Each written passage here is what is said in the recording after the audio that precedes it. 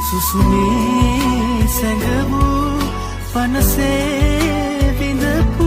නුඹට මා හදවතින් පෙම් කෙරූ සසරින්ම සසරේ මාගේ වෙන්න මට ලංව හැම මොහොතේ ළඟ ඉන්න